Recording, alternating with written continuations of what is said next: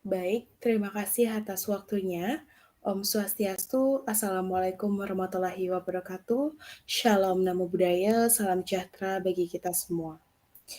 Baik, perkenalkan kami dari kelompok 8 di sini akan mempresentasikan materi mengenai biaya entry, struktur pasar, dan kesejahteraan.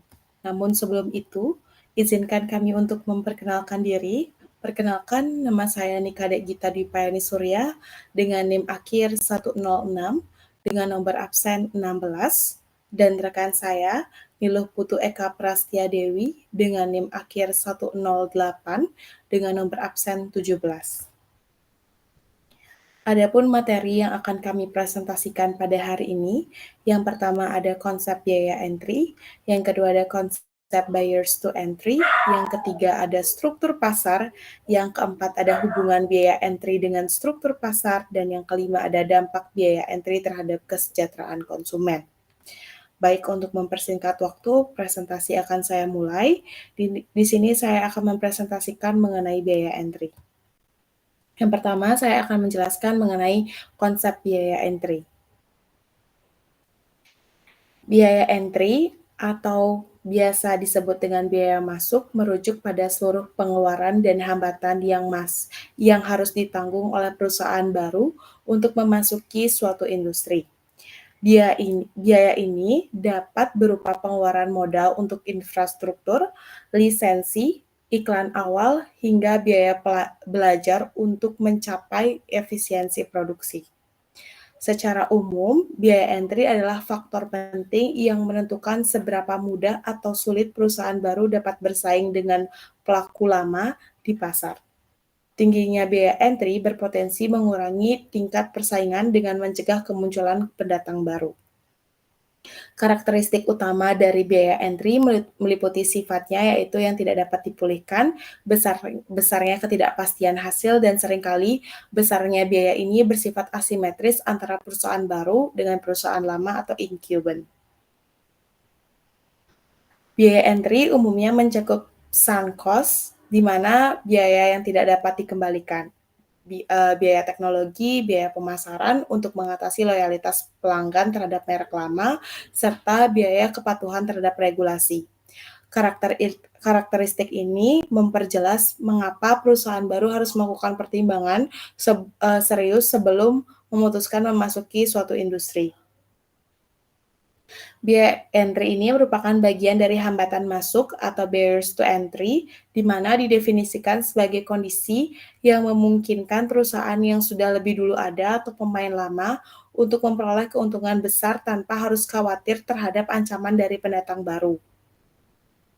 Salah satu bentuk hambatan masuk ini adalah tingginya biaya entry yang mencangkup biaya dari ekonomi skala, keunggulan biaya absolut, dan perbedaan produk. Semakin tinggi biaya entry, semakin besar pula hambatan untuk masuk ke dalam industri tersebut, sehingga perusahaan lama dapat mempertahankan dominasinya lebih lama. Oleh karena itu, memahami struktur biaya entry menjadi kunci dalam menganalisis tingkat persaingan dan perubahan di dalam industri.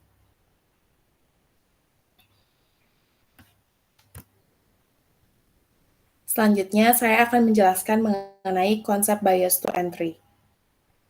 Yang pertama, ada definisi dari hambatan masuk atau barriers to entry, di mana menurut Bain tahun 1956, hambatan masuk adalah kondisi yang memungkinkan perusahaan lama atau perusahaan mapan mendapatkan keuntungan lebih besar dari normal tanpa harus menghadapi banyak pesaing baru. Sementara itu, menurut Stigler tahun 1968 mendefinisikan bahwa hambatan masuk sebagai biaya produksi yang harus ditanggung oleh perusahaan baru di suatu industri tetapi tidak perlu ditanggung oleh perusahaan yang sudah ada. Nah, menurut Spulber di tahun 2003 menjelaskan bahwa hambatan masuk adalah keunggulan persaingan yang dimiliki perusahaan mapan dibandingkan dengan pendatang baru yang ingin masuk ke pasar. Melihat pentingnya hambatan masuk dalam menjaga dominasi perusahaan lama, adapun beberapa tipe atau karakteristik utama dari hambatan masuk yang sering ditemukan dalam dunia industri, yaitu yang pertama itu ada skala ekonomi, di mana skala ekonomi ini Mana skala ekonomi ini, yaitu ekonomi menjadi hambatan masuk ketika perusahaan perlu berproduksi lebih besar untuk mencapai biaya rata-rata terendah. Jika ukuran pasar kecil dibandingkan dengan biaya rata-rata terendah, pendatang baru harus memilih antara masuk dalam skala besar dengan resiko tinggi atau beroperasi dalam skala kecil dengan biaya produksi yang lebih mahal. Hal ini membuat perusahaan lama tetap dominan karena mereka telah mencapai skala biaya terendah. Yang kedua itu ada keunggulan biaya mutlak, di mana keunggulan biaya mutlak terjadi saat perusahaan lama memiliki biaya produksi lebih rendah di semua tingkat output dibandingkan perusahaan baru. Ini bisa disebabkan oleh akses terhadap teknologi superior, paten, sumber daya terbaik, atau biaya modal lebih murah. Kadang juga karena integrasi vertikal di mana perusahaan lama menguasai beberapa tahapan produksi dan distribusi sehingga membuat biaya masuk semakin tinggi bagi pendatang baru. Yang ketiga itu ada diferensiasi produk, di mana hambatan masuk terjadi jika pelanggan setia terhadap merek dan reputasi perusahaan lama. Pendatang baru harus mengeluarkan biaya besar untuk mengiklankan produk, menawarkan harga lebih murah, atau berinovasi agar konsumen mau berpindah. Investasi ini sangat berisiko karena butuh waktu lama untuk membangun kepercayaan pasar. Yang keempat itu ada biaya beralih, di mana biaya beralih adalah hambatan yang muncul ketika konsumen harus mengeluarkan biaya tambahan untuk mengganti produk atau layanan ke pemasok baru. Ini bisa berupa biaya pencarian informasi baru, pelatihan penggunaan produk baru, atau biaya pemasangan dan pemutusan layanan. Akibatnya, konsumen cenderung tetap menggunakan penyedia lama, sehingga perusahaan baru kesulitan merebut pasar. Yang kelima itu ada efek jaringan, di mana efek jaringan muncul ketika nilai suatu produk atau layanan meningkat seiring bertambahnya jumlah pengguna. Di pasar seperti perangkat lunak, layanan telepon, dan bursa saham, keberhasilan sebuah produk sangat bergantung pada seberapa besar pengguna yang sudah ada. Ini membuat perusahaan baru sulit masuk karena harus membangun jaringan pengguna dari awal, sementara perusahaan lama semakin kuat. Yang keenam itu ada hambatan hukum untuk masuk. Hambatan hukum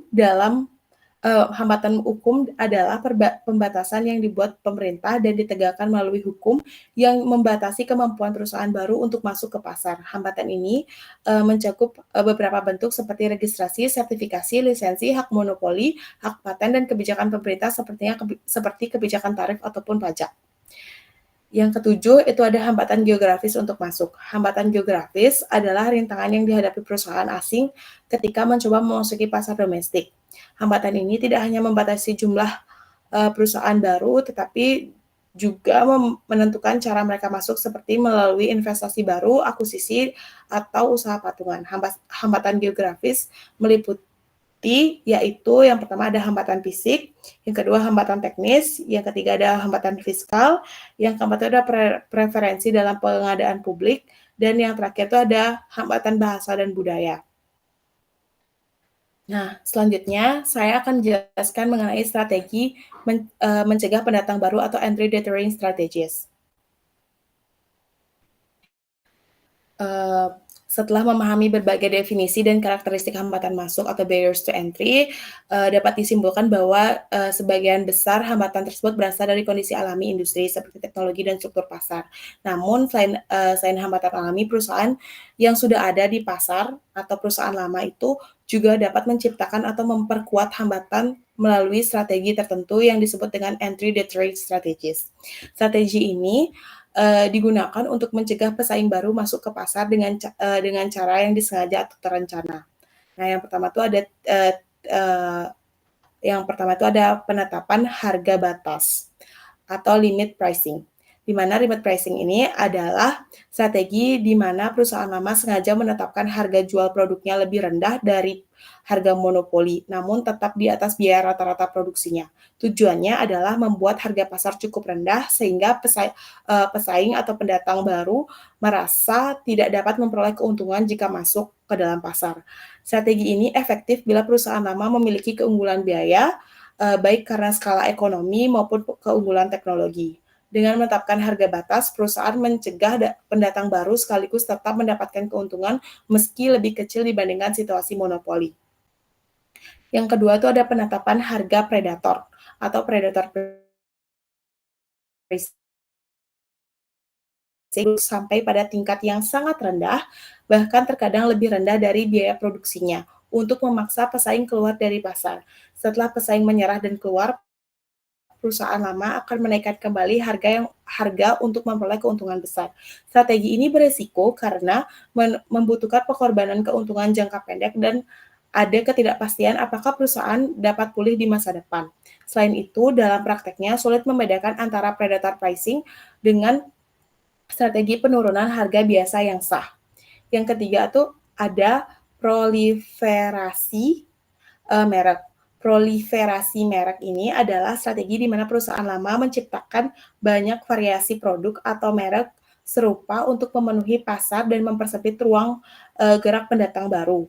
Dengan banyaknya pilihan dari suatu perusahaan, pendatang baru akan kesulitan membangun identitas mereka yang berbeda. Selain itu, perusahaan lama memperkuat loyalitas konsumen melalui iklan besar-besaran, membuat biaya pemasaran pendatang baru menjadi sangat tinggi.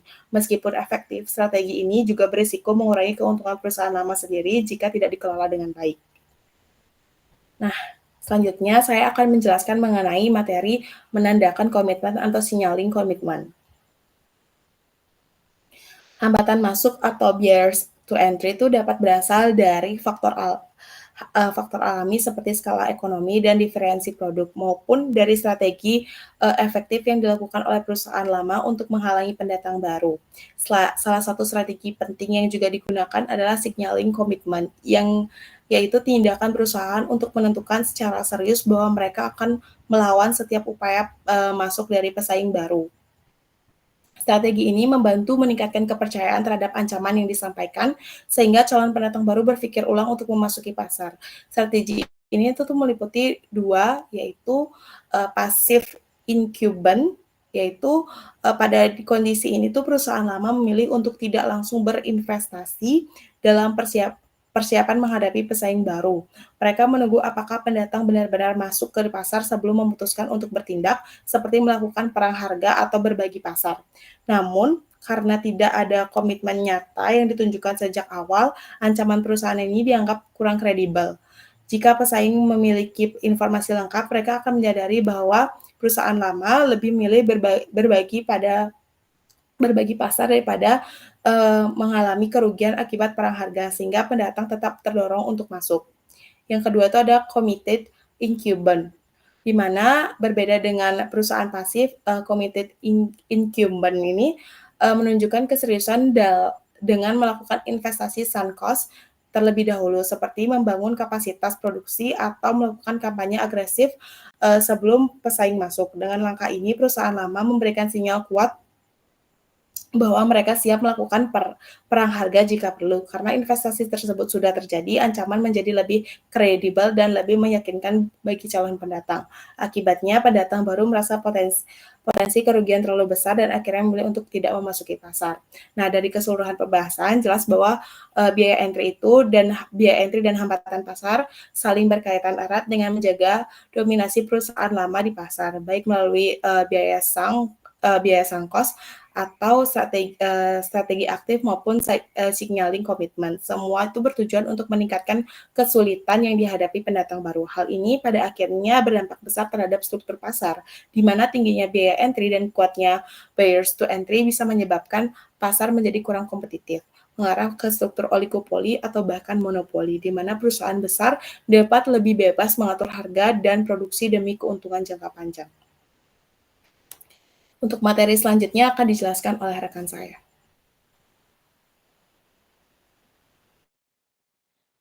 Baik, materi selanjutnya yaitu mengenai struktur pasar dan kesejahteraan. Bisa di next.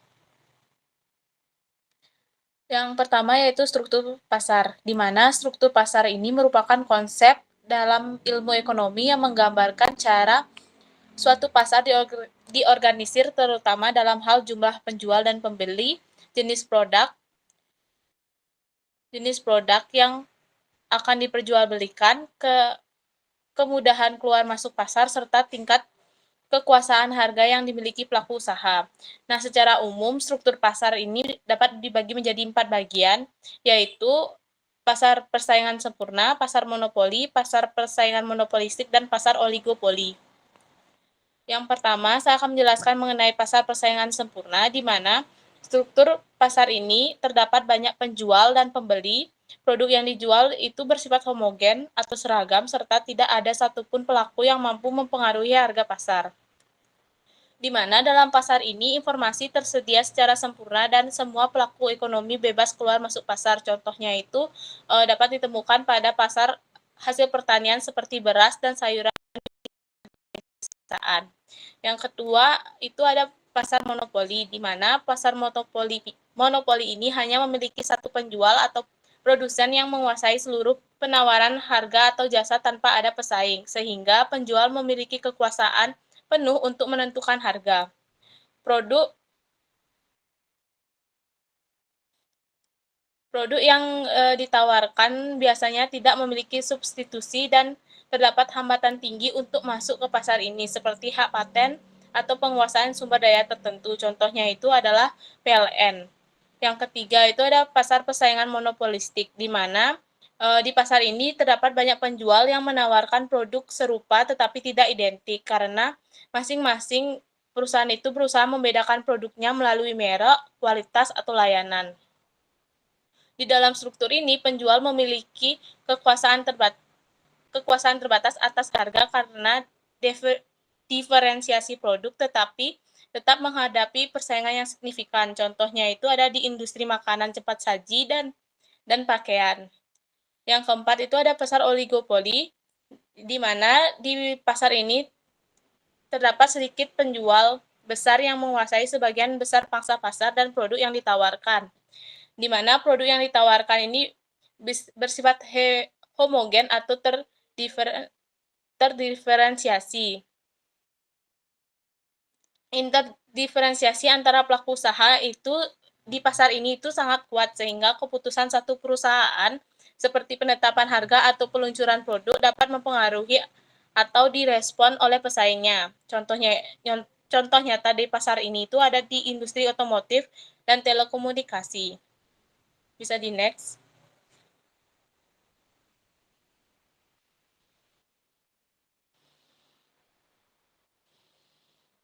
Materi selanjutnya yaitu hubungan biaya entry dengan struktur pasar. Biaya masuk atau entry cost ini memiliki hubungan erat antara struktur pasar karena menentukan seberapa mudah atau sulit bagi pelaku usaha baru itu untuk masuk dan bersaing dalam pasar tersebut. Jadi, setiap jenis struktur pasar ini memiliki karakteristik biaya masuk yang berbeda, yang pada akhirnya dapat mempengaruhi tingkat persaingan dan kekuasaan pasar para pelaku usaha. Di sini saya akan membahas masing-masing pasar. Yang pertama itu ada pasar persaingan sempurna, di mana dalam pasar persaingan sempurna ini biaya masuknya itu tergolong rendah atau bahkan sangat minimal. Hal ini memungkinkan banyak pelaku usaha baru untuk masuk ke pasar ini tanpa hambatan yang berarti. Di mana rendahnya biaya masuk ini menjaga tingkat persaingan tetap tinggi sehingga tidak ada satupun produsen yang bisa menguasai pasar atau mempengaruhi harga secara signifikan. Oleh karena itu, keuntungan jangka panjang dalam pasar ini cenderung normal karena persaingan yang ketat dan sifat produk yang homogen.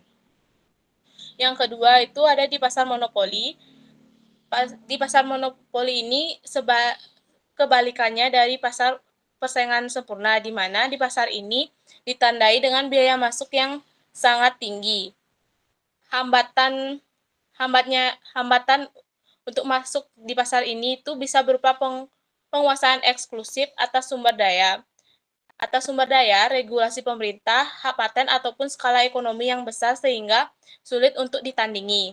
Biaya masuk yang tinggi ini menciptakan penghalang kuat bagi pesaing baru yang memungkinkan pelaku tunggal atau monopolis menguasai pasar secara mutlak dan menetapkan harga sesuai kehendaknya tanpa takut kehilangan pelanggan kepada pesaing lain.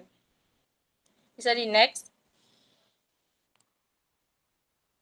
Yang ketiga itu ada pasar persaingan monopolistik, di mana di pasar persaingan monopolistik ini biaya masuknya itu cenderung relatif rendah seperti pada pasar persaingan sempurna. di mana banyaknya pelaku pasar membuat struktur di mana banyaknya pelaku pasar membuat struktur ini kompetitif meskipun produk yang dijual terdiferensiasi. Meskipun tidak seterbuka pasar persaingan sempurna, biaya masuk yang masih terjangkau memungkinkan perusahaan baru itu untuk menawarkan produknya dengan fitur yang unik atau merek berbeda sehingga tetap menjaga dinamika pasar. Yang terakhir itu ada di pasar oligopoli, di mana di pasar ini memiliki biaya masuk yang cukup tinggi meskipun tidak setinggi di pasar monopoli, di mana hambatan ini biasanya berupa kebutuhan modal besar, penguasaan teknologi, jaringan distribusi yang kuat, atau pengaruh merek yang dominan. Karena di pasar ini hanya ada sedikit pelaku besar mereka bisa bekerja sama secara implisit atau eksplisit dalam mengatur harga dan strategi pasar lainnya. Jadi biaya masuk yang tinggi menjaga posisi dominan perusahaan-perusahaan besar dan membatasi munculnya persaingan baru. Jadi kesimpulannya itu, semakin tinggi biaya masuk dalam suatu pasar, semakin rendah pula tingkat persaingannya dan semakin besar pula kekuasaan yang dimiliki oleh pelaku usaha dalam pasar tersebut. Bisa di next slide.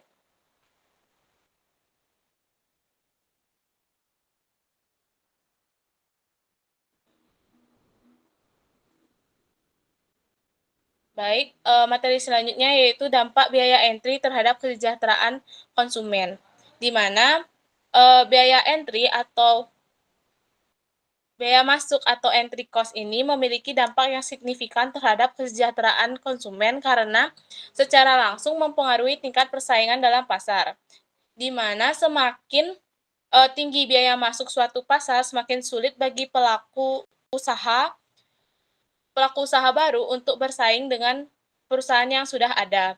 Kondisi ini menyebabkan berkurangnya jumlah penjual di pasar yang kemudian mengurangi tekanan persaingan, yang mana akan berakibat pada perusahaan yang akan cenderung memiliki kekuatan lebih besar dalam menentukan harga, kualitas, dan variasi produk. Hal ini merugikan konsumen karena mereka harus membayar harga yang lebih tinggi dengan produk yang lebih sedikit dan inovasi yang terbatas. Sebaliknya, apabila biaya masuk rendah, lebih banyak pelaku usaha yang dapat dengan mudah memasuki pasar. Persaingan yang ketat ini memaksa produsen untuk menetapkan harga yang efisien, meningkatkan kualitas, dan berinovasi dalam memenuhi kebutuhan konsumen. Di sini konsumen yang diuntungkan karena mereka memperoleh harga yang terjangkau dengan lebih banyak pilihan serta produk dan layanan yang lebih baik.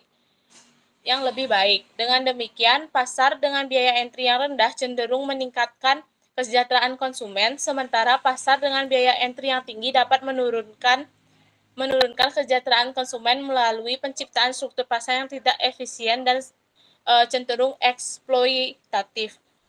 Sebagai contohnya itu ada pada sektor telekomunikasi, di mana biaya entry yang tinggi seperti kebutuhan investasi infrastruktur dan izin frekuensi menyebabkan hanya beberapa pemain besar yang dapat menguasai pasar, sehingga harga layanan bisa tetap tinggi meskipun biaya produksi telah menurun.